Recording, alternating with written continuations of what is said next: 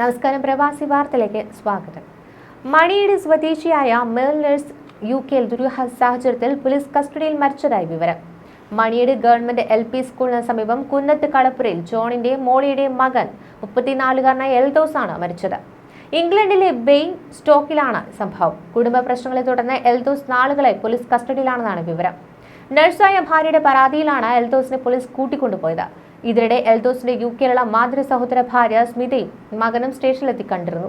ഫോണും ATM കാർഡും എൽദോസ് ഇവർക്ക് കൈമാറി. പിന്നാലെ ഇരുവരും പിറവത്തേക്ക് മടങ്ങി. ഇതിനുശേഷം ബർമിംഗ്ഹാമിൽ സ്മിതയും മകനും താമസിച്ചിരുന്ന വീട്ടിൽ പോലീസ് അന്വേഷിച്ച് എത്തിയിരുന്നു അത്രേ.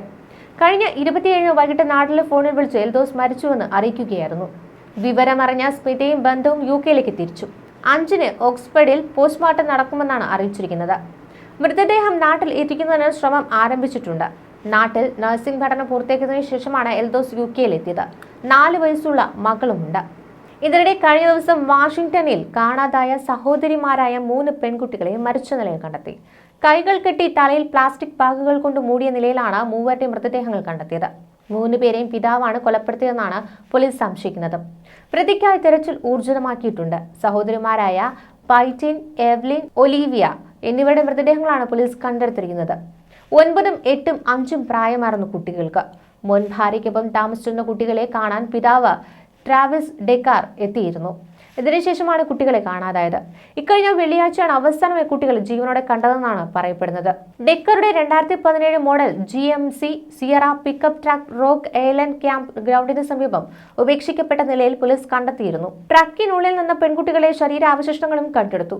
3 പേരെയും ശ്വാസം മുട്ടിച്ചാണ് കൊലപ്പെടുത്തിയതെന്നാണ് പ്രാഥമിക റിപ്പോർട്ട്.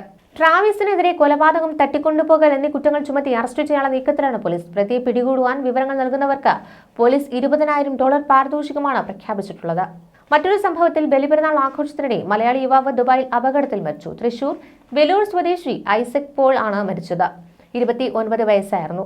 ബലിപെരുന്നാൾ അവധി ദിനമായിരുന്ന വെള്ളിയാഴ്ച ദുബായ് ജുമേറ ബീച്ചിൽ സ്കൂബ ഡൈവിംഗിനിടെ അപകടമുണ്ടാവുകയും തുടർന്ന് ഹൃദയാഘാതം സംഭവിക്കുകയുമായിരുന്നു.